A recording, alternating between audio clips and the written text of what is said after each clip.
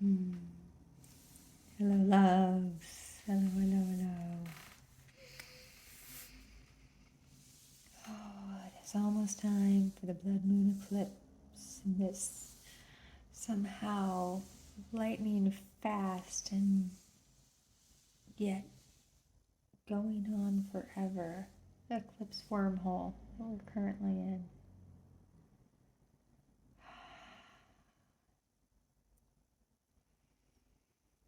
There's a sense of warp speed and standing still at the same time, at least for me.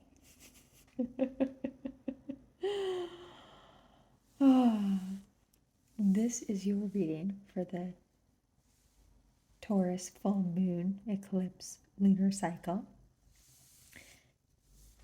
If you were drawn and called to this beautiful piece of rhodonite, heart, womb, navel, black ray,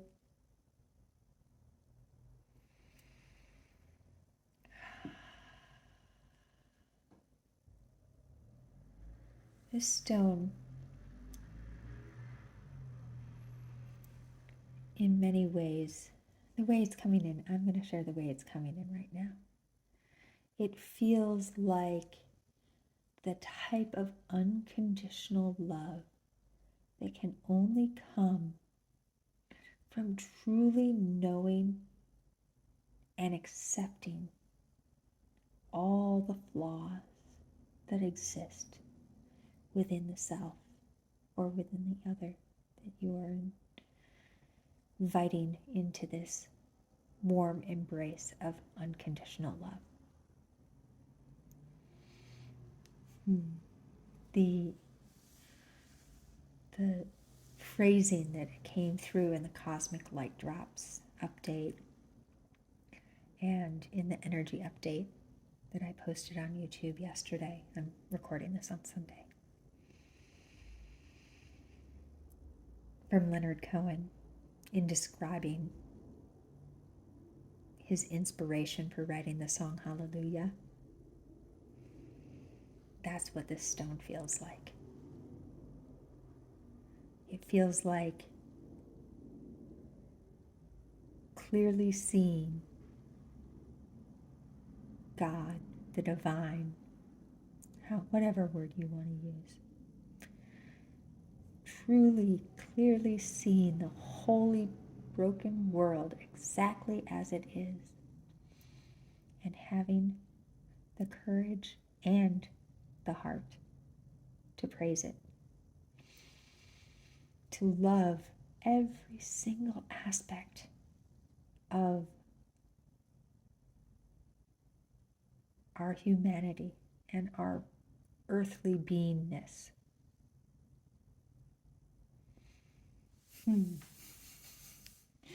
What a way to start this reading. We do have the Kali Oracle for us as our anchor stone, or our anchor card. We also have this cute little clay figurine that I found today. I call it the Argus because it has all the little eyes. It sees everything. It's so small, yet it sees all. You can see in every direction. The beautiful being who created this was at a pop-up at Dynamo Donut, the place where I start my donut journeys when I have them. And she said that it was from her Cute Demon series. And I was like, oh yeah, that's coming home with me. And it said, I want to be the spot that Kali rests on in these oracle card transmissions. And I said, absolutely. So this Kali Oracle deck, it's new. And it has beautiful images on one side and text on the other. As the card reveals itself, I'll share the image and then I will read the text for you.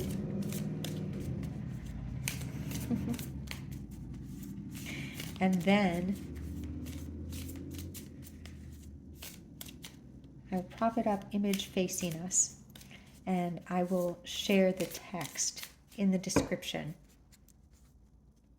for the video so that you can read it and reflect upon it further if you are so called. It is a new deck though, so the cards are pretty stiff. They're starting to loosen up with use now, but they definitely still have that new card smell, as it were.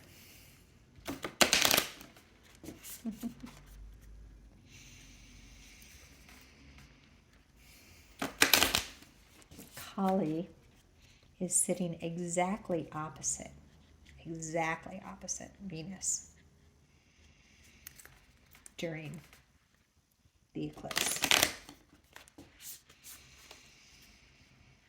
And she is very active through the rest of this year. In her retrograde as she moves back towards Uranus.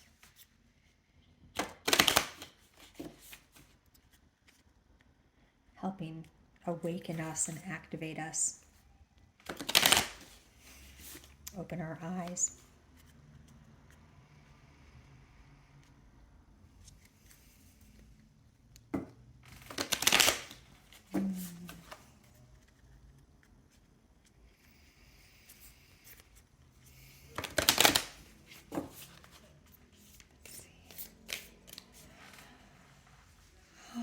Let's stop for a moment. Take a couple of deep breaths into your heart space. I will do the same.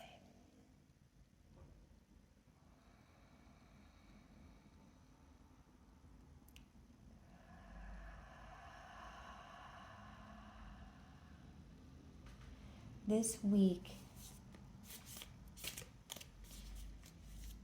Mars moving retrograde, the eclipse energy, is so much. It's very intense surface level energies. And you can feel like that surface goes pretty deep.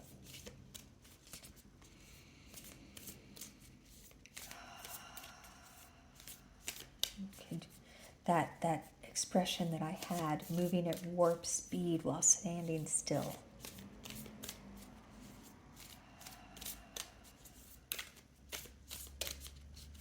Like being caught in quicksand. Like the quicksand from The Princess Bride, the super fast one.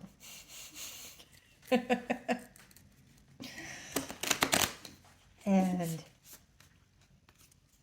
it feels really important whenever you remember to take a moment and to breathe.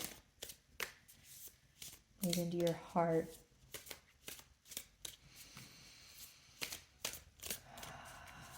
To remember love. To remember that we're dancing and singing and praising the holy broken world as the stuff that doesn't serve people, humanity, the planet, the animals, every living creature and every living thing is burned away and gives us the opportunity to bring in that new, to invite it onto the dance floor with us. Okay, there's one more bridge and then we'll be there.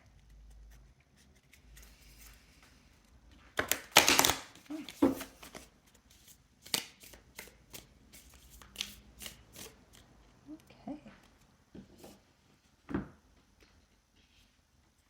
that? Beautiful. I love the parrot.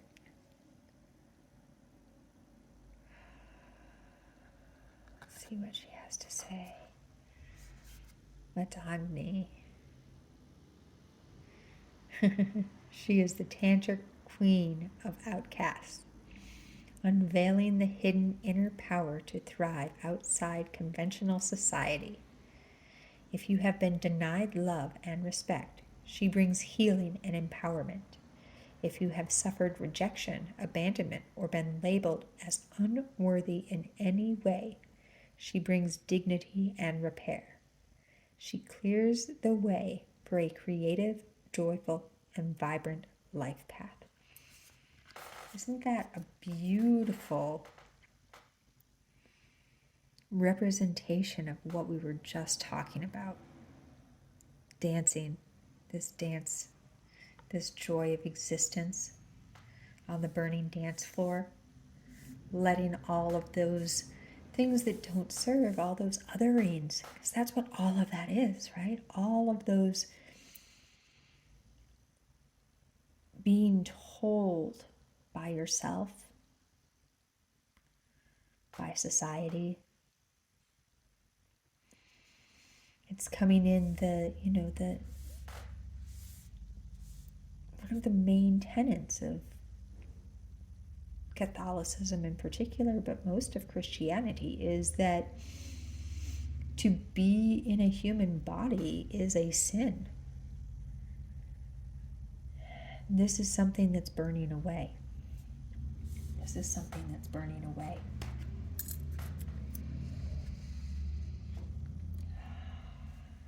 As we remember, it's interesting too, right? She's a tantrika. Tantrikas are about embodiment. It is about the physical being, about the joy of humanityness, about the joy of human beingness. There's a wisdom in remembering that we are all here having this human experience. I can't remember where I heard it. It was Tanaz on Forever Conscious this morning. Her weekly update today. She ended it with a reminder that we are souls having a human experience, not the other way around. That's what this feels like.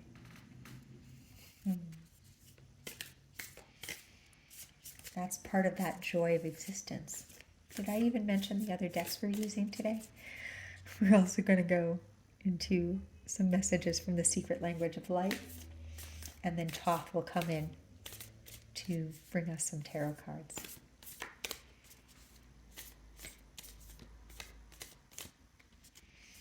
What does that mean to you? What does that mean to you to be a soul having a human experience and not the other way around?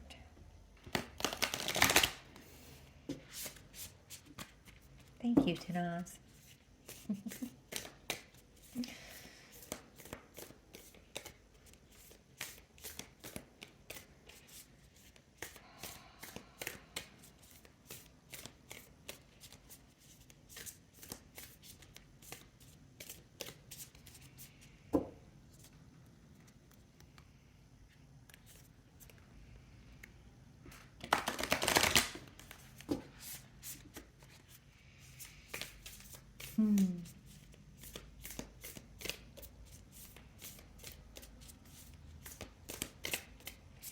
Each of the stones that came through to choose from for this pick a crystal have an introspective nature to them. Each of them is connected in one way or another to the black ray, to the creation of all, to moving through that void space, which is interesting. You would have expected that on a new moon rather than on a full moon. But because the earth is passing between the earth, between the moon and the sun, there is a quality about a blood moon eclipse that feels almost like there's a new moon inside the full moon. That's why they're so transformative.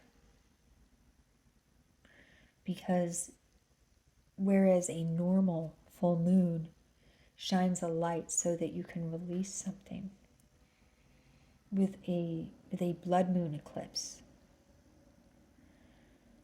the light is shown. You're given the opportunity to release, and then you're given the opportunity to birth something new as you shine a light on the next thing that you're releasing.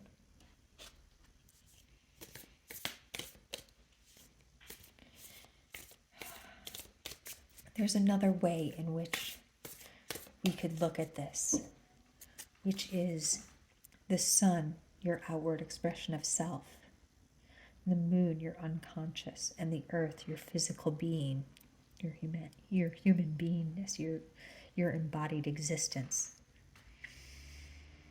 And this aspect, this physical beingness, is passing in between your sense of self, your outward expression of self, and your unconscious beliefs, your subconscious beliefs. And it's giving you the opportunity to connect these two in a way that is very rarely ever afforded to us. And so it allows you to integrate. Eclipses also have a long shelf life, meaning that the energies are active for a long time. The initial download happens, during the eclipse, but then the ripple, the ramifications, the experiences will trickle out over the course of a period of time. A lot of people say about 6 months. So if you allow yourself to get still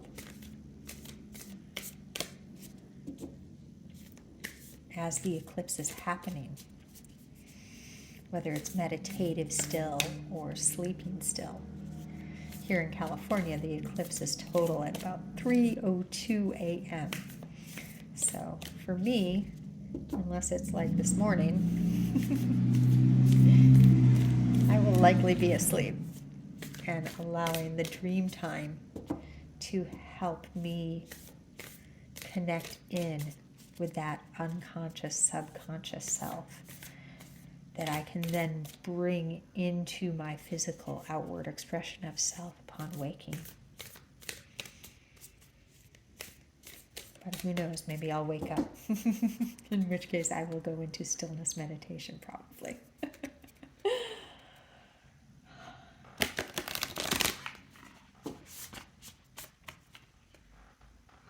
Wherever you are, whatever time it might be, whatever state of wakingness you might be in, there is an ask for stillness and receptivity during this eclipse. It's interesting that I say I'm going to be asleep because the moon is conjunct to Uranus, which means that the Great Awakener is attached to our unconscious. So there's a very good chance, even if you are asleep, that you might be woken up during the eclipse. Okay, we're almost there with this. Ooh. Ooh.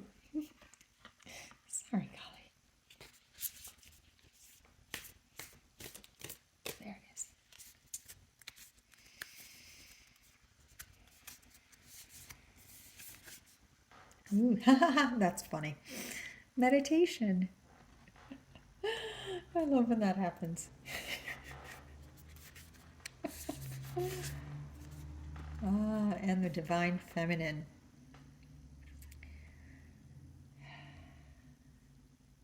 Divine feminine is about embodiment, isn't it? In a big way.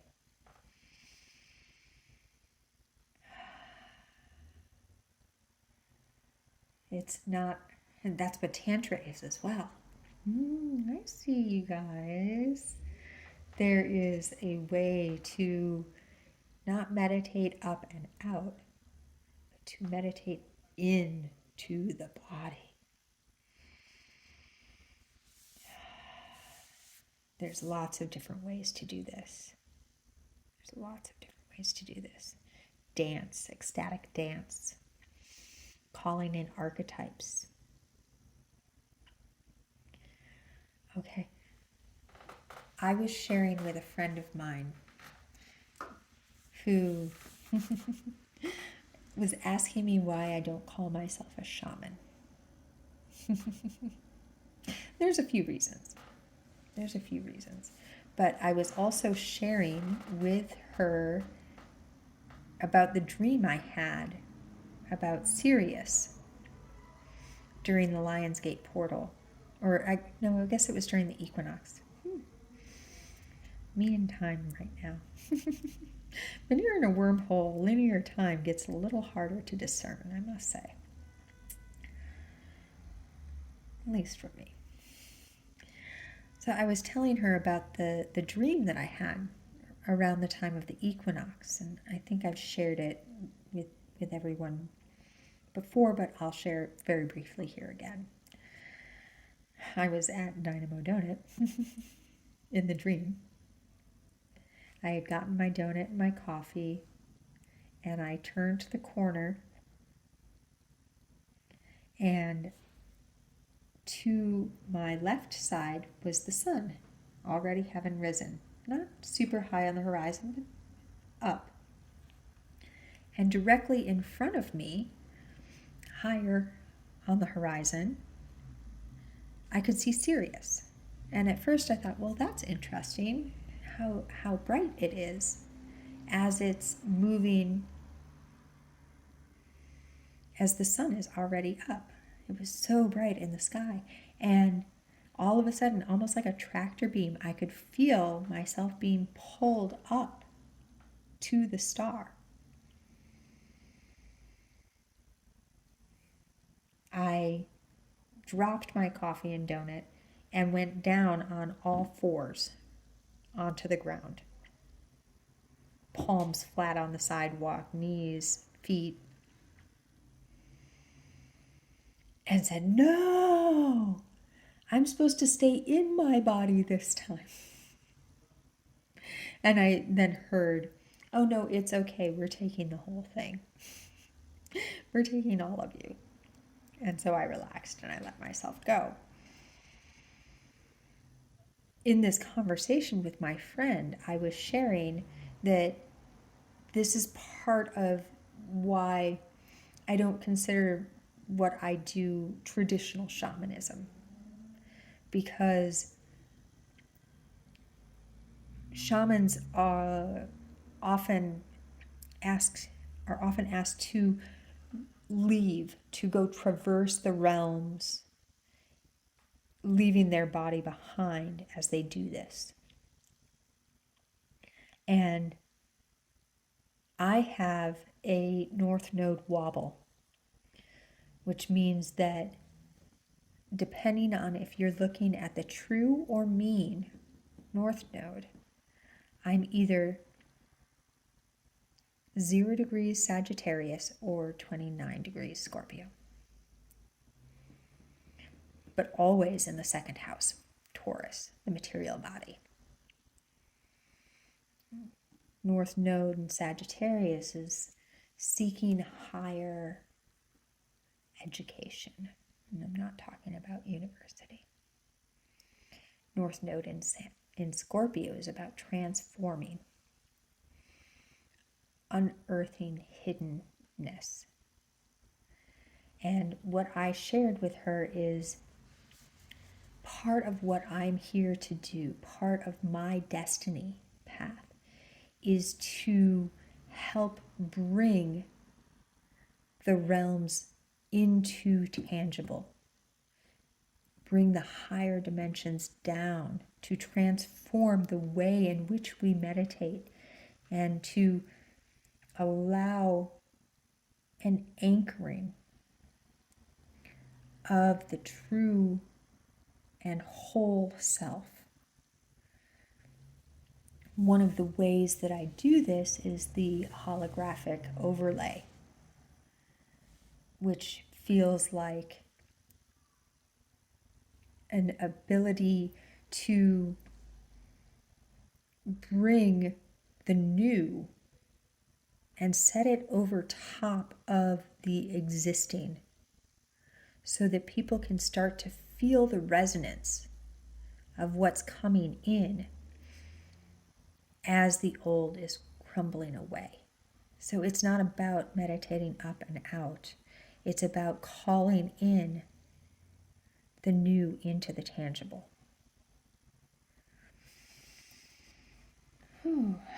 So, in this reading, it feels like you are also being asked to explore the ways in which you are called to center yourself, to balance yourself. That's what meditation really is, isn't it? It's connecting in with yourself, with all of the aspects of yourself, and to bring them into an embodied form, to bring them into tangibility.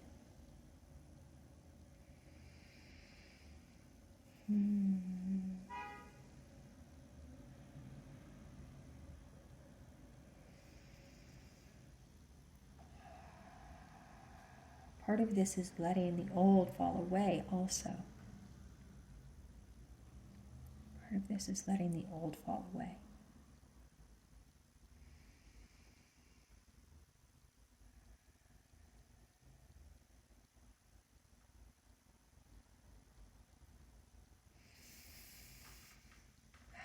There's this sense in this card here of a birthing of the light from within. I've been having this vision a lot lately, and I'll share it here, of a cosmic egg, but that it's black. It's a black egg. And there's all these cracks, and through those cracks, the light is emerging. This is also true for our physical beingness. It's this way in which every little nodule of density is allowing the light to crack through it.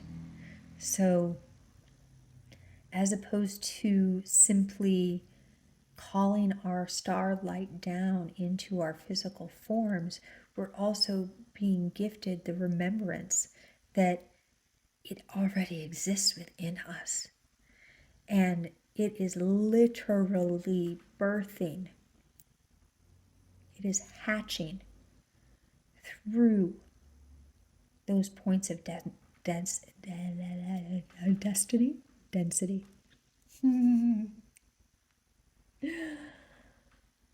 Through those points of destiny and those points of density. That was actually part of the meditation that came through with the Arcturus share circle last month. I will share that meditation piece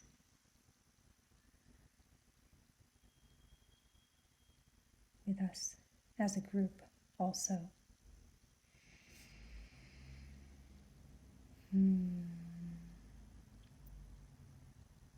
Before I pick up Toth, I feel like there's something else. The Prince song, there's something else. just came in. And yes, there is. There is.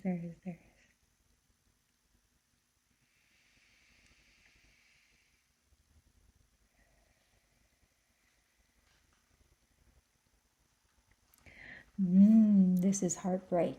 Oh. Oh, yes. Can you feel that? When we feel like our heart has been shattered into a million little pieces. This is also the light. This is also the light breaking through the cosmic egg. Oh, wow, that is a deep truth, Kali. Our heartbreak is where our light emerges.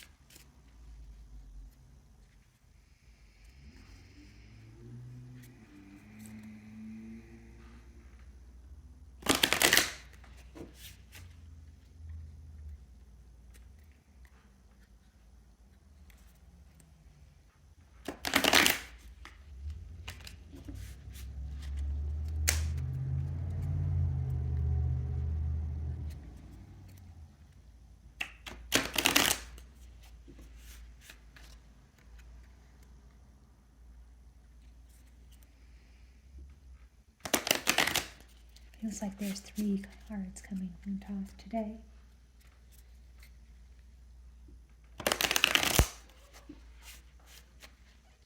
In this transmission.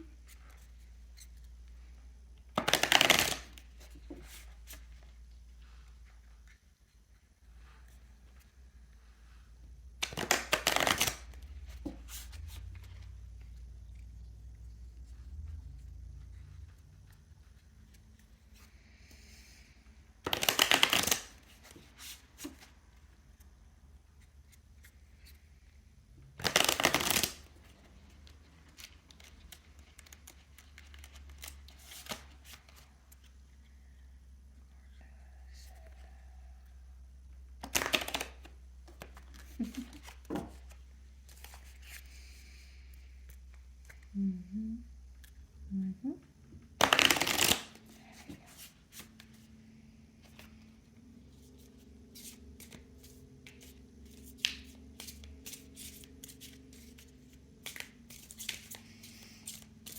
I'm so curious to know if anyone else is noticing their senses being extremely heightened.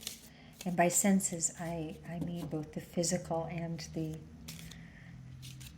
somewhat unphysical. For me, I'm noticing it with my hearing. This one is us.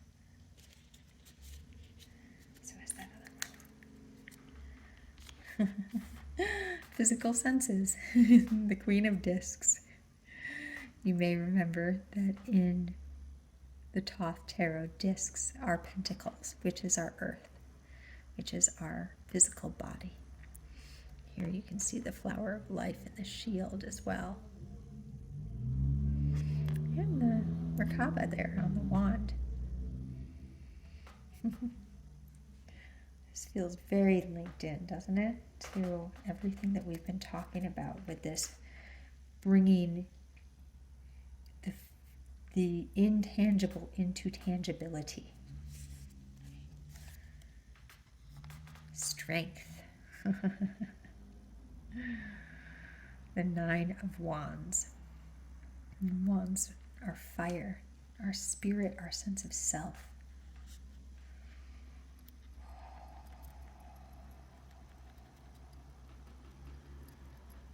Strength indeed. Not willpower, strength. Ha! The Fool. Transformation through the void space, the zero. Yes, I. However, one way to look at the Fool is not as the feminine principle, but before the separation. Before the separation ever even occurred.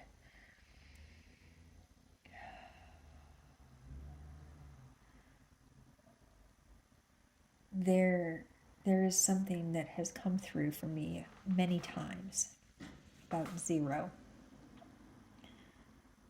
0 point being a distance so much farther than 1 to 2 or 1 to 3. Whether moving forward from 0 to 1 or from 0 to -1. That jump from 0, from seemingly nothing into something, is the greatest leap. Although I was watching a show about infinity on Netflix. It's a documentary. Very good if it's something that calls to you. And they were talking about how I'm trying to remember the exactness, and I'm not going to be able to do it right now. I can feel it. But that there's a sense of sameness. 0 to 1, it can go infinitely, but maybe I'm just supposed to mention the documentary, and if it calls, you can find it. For me, it feels like what the Fool represents is this bringing of the intangible into the tangible. The strength and courage that it takes to do this. And we brought back to Leonard Cohen. That courage and that heart to praise the holy broken world, to be embodied, fully embodied through everything that is occurring, through every heartbreak, and sing and dance this magnificent creation. To sing and dance this magnificent creation. To remember that we are this magnificent creation.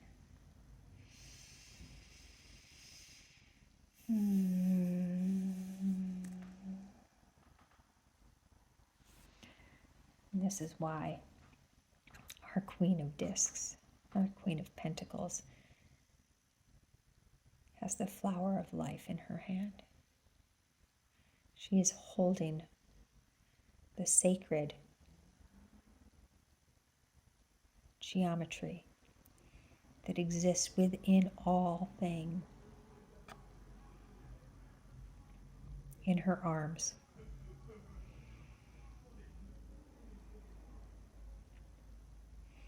This is how physical tangibleness is made. I'm reminded of Medusa here as well. There is a story about Medusa that has been coming in for me. She's been showing me her relationship to the Kundalini and this journey of enlightenment that we talk about as the Kundalini rises and rises and rises and then pokes out the third eye. And we call that enlightenment. But if you have a serpent poking out your third eye and then it begins to breed two more, what level of wisdom does that engarner?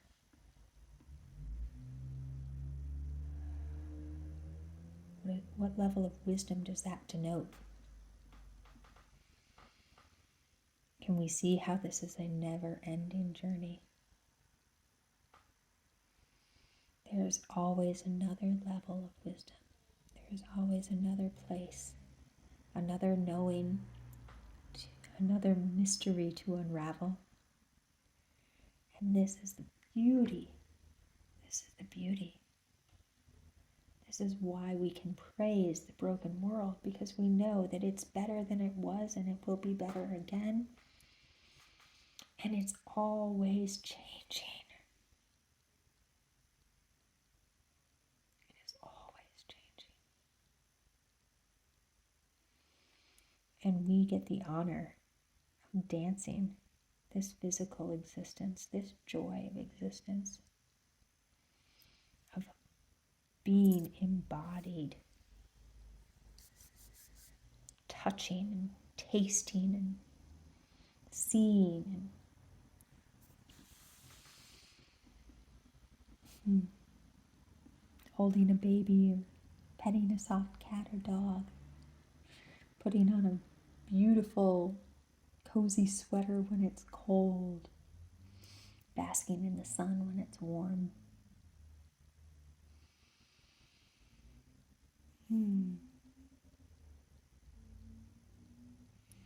It is this journey of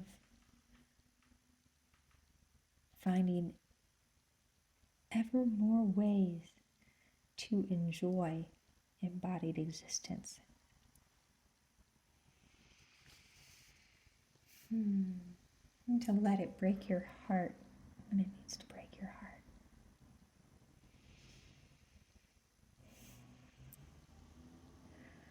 There is a way in which you can luxuriate in a heartbreak, not wallow, but to allow it to rack your entire being ecstatically.